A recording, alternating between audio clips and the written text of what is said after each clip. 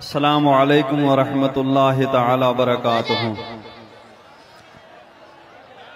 नहमदुहु व नुसल्ली व नुसल्लिमु अला रसूलिहिल करीम व आलिहि व सहबिहिल किराम अजमईन व मन तबिअहुम बिइहसान इला यौमिद्दीन। अम्मा बाद फ़अऊज़ु बिल्लाहि मिनश शैतानिर रजीम। बिस्मिल्लाहिर रहमानिर रहीम। क़द नरा तक़ल्लुब वजहिक फ़िस्समा। सदक़ल्लाहु मौलानल अज़ीम व बल्लगना रसूलुहुन नबियुल अमीनुल करीम व नहनु अला ज़ालिका लमिनश शाहिदीन व शाकिरीन वल्हम्दुलिल्लाहि रब्बिल आलमीन। आइए सबसे पहले अपने आका मौला ताजदार मदीना सल्लल्लाहु तआला अलैहि वसल्लम की बारगाह बेकसपनाह में दुरूद शरीफ का नजराना पेश करें। पढ़ें बावाज़ बुलंद अल्लाहुम्मा सल्लि अला सय्यिदिना मुहम्मदिन व अला आलि सय्यिदिना मुहम्मदिन व अस्हाबि सय्यिदिना मुहम्मदिन व बारिक व सल्लिम अलैहिम।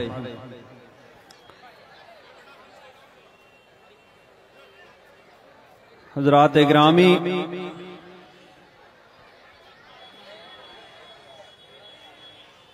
मैंने जिस आयत करीमा की तिलावत का शरफ हासिल किया,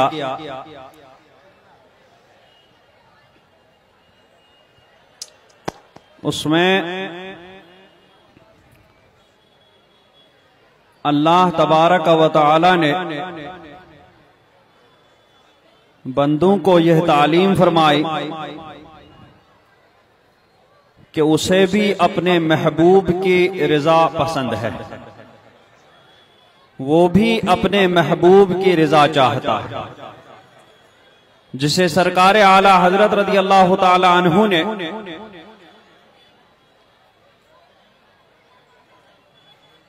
प्यार भरे अंदाज में यूं बयान फरमाया कि खुदा की रजा चाहते हैं दो आलम, खुदा चाहता है रजाए मोहम्मद।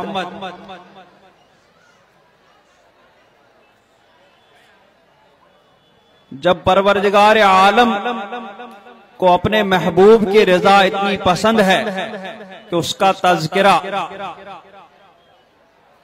अपने पाक कलाम में फरमाया, तो हमें कितनी फिक्र होनी चाहिए अपने महबूब को राजी करने की। महबूब की रजामंदी इतनी ज्यादा अहमियत रखती है कि अल्लाह रब्बुल इज्जत को भी पसंद है,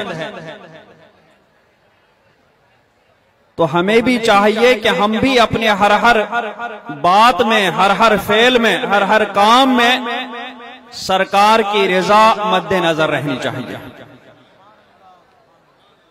क्योंकि सरकार राजी हो गए, सरकार खुश हो गए, तो फिर हमारे ऊपर गुनाहों का कितना भी भारी बोझ होगा, सरकार की दुआ से, सरकार के वसीले से वो सारा बोझ यकलख्त उतर जाएगा।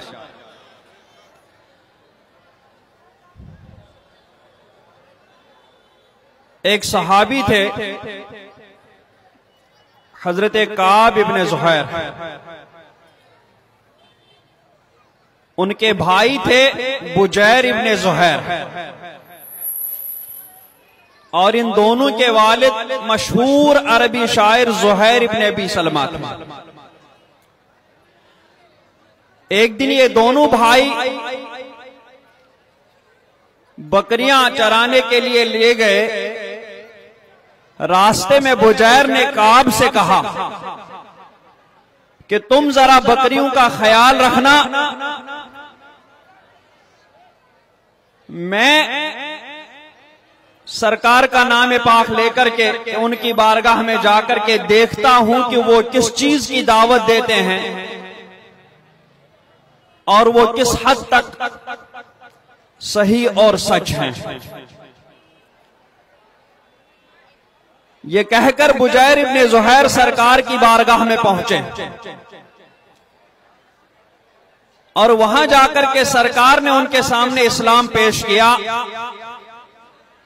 तो हजरत बुजैर इब्ने ज़ुहैर ने फौरन सरकार की दावत कबूल करके इस्लाम कबूल किया। उसके बाद बुजैर ने अपने भाई काब इब्ने ज़ुहैर के पास कहला भेजा कि मैंने इनकी दावत कबूल कर ली, मैंने इस्लाम कबूल कर लिया, तुम भी आ जाओ और फौरन इस्लाम में दाखिल हो जाओ। तो काब इब्ने ज़ुहैर ने बजाय इसके कि इस्लाम कबूल करें, उन्होंने सरकार के बारे में और अपने भाई के बारे में कुछ गुस्ताखाना अल्फाज कह दिए, कुछ गाली के अल्फाज कह दिए। जब वो गाली के अल्फाज, गुस्ताखाना अल्फाज सरकार की बारगाह में पहुंचे तो सरकार ने उनको मुबाहुद्दम करार दिया कि काब इब्ने ज़ुहैर जहां भी मिले उनकी गर्दन उड़ा दी जाए। तो जब काब इब्ने ज़ुहैर के मुताल्लिक सरकार की बारगाह से ये ऐलान आम हुआ तो उनको जमीन तंग नजर आने लगी, उनकी जिंदगी तंग हो गई। जब उनका जीना मुश्किल हुआ, क्योंकि हर शख्स, यहां तक कि छोटे छोटे बच्चे भी अपने मां से कहते थे कि मां हमें इजाजत दो, हम भी काब इब्ने ज़ुहैर को ढूंढें और सरकार के हुक्म पर अमल करके उनकी गर्दन उड़ा दें। तो काब इब्ने ज़ुहैर को जब अपनी जिंदगी बहुत तंग महसूस हुई तो उन्होंने अपने भाई के पास एक पैगाम भेजा कि भाई, मुझे किसी तरह से सरकार से माफी दिला दे, किसी तरीके से ये हुक्म वापस लेने में सरकार की बारगाह में झुकने के लिए तैयार हूं।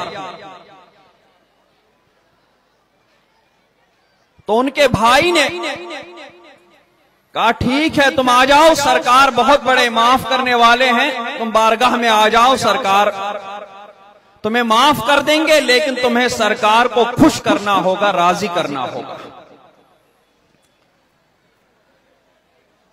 तो हजरत काब इब्ने ज़ुहैर भी बहुत अजीम शान शायर थे, तो इन्होंने अपने उसी हुनर को इस्तेमाल करते हुए एक बहुत ही शानदार कसीदा लिखा, शानदार नाते पाक लिखी। उस नाते पाक को यूं शुरू किया जैसा कि अरब का दस्तूर था, बानत सुआद फ़क़ल्बिल यौम मतबूलुन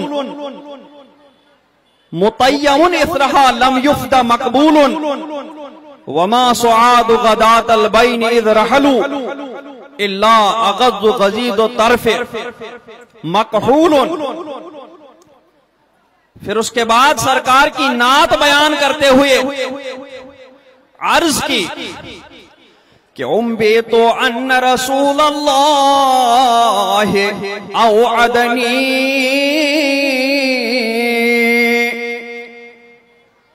लाकिन्नल अफ़्व इंद रसूलिल्लाह मामूलुन,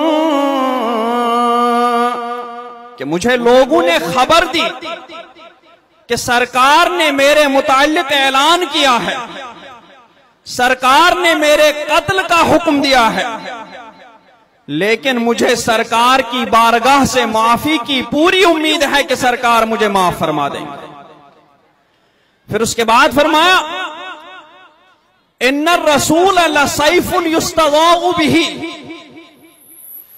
कि सरकार ऐसी तलवार है, ऐसी चमकदार तलवार है कि जिनसे रोशनी हासिल की जाती है।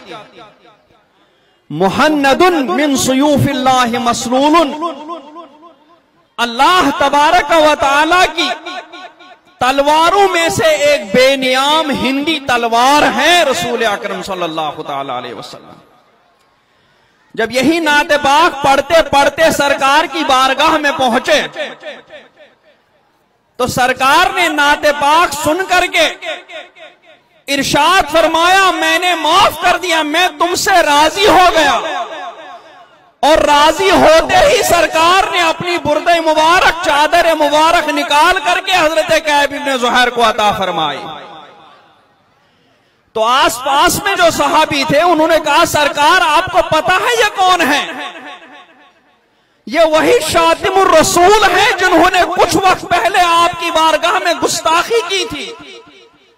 कुछ वक्त पहले इन्होंने आपकी बारगाह में बुरा भला कहा था।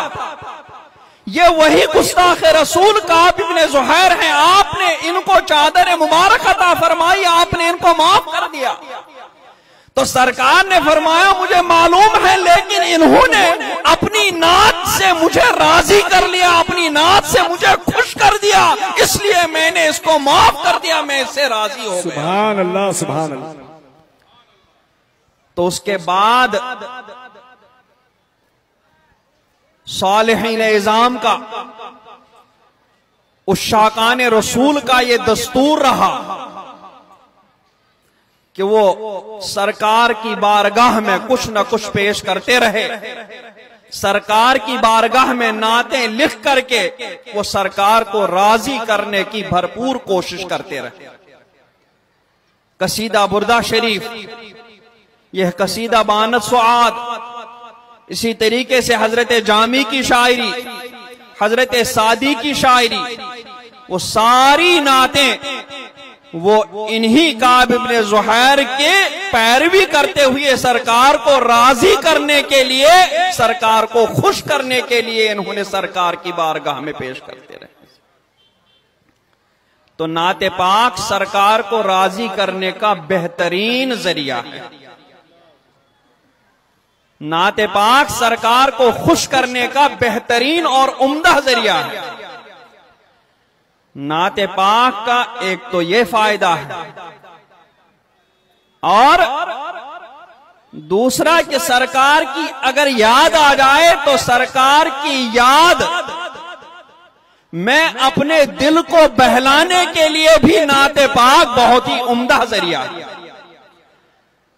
आला हजरत अलैहि रहमत व रिज़वान कोई बाकायदा ये नहीं कि पहले मजमून तैयार करके फिर उसको नात में ढालते थे ना, बल्कि फरमाते हैं कि जब भी मुझे सरकार की याद सताया करती थी तो बेसाख्ता जबान चलती थी, कलम उठता था और सरकार की बारगाह में नात मुबारक तैयार हो जाती थी। सरकार की याद से दिल बहल जाता था। सुभान अल्लाह, सुभान अल्लाह। यह नात मुबारक का फायदा था।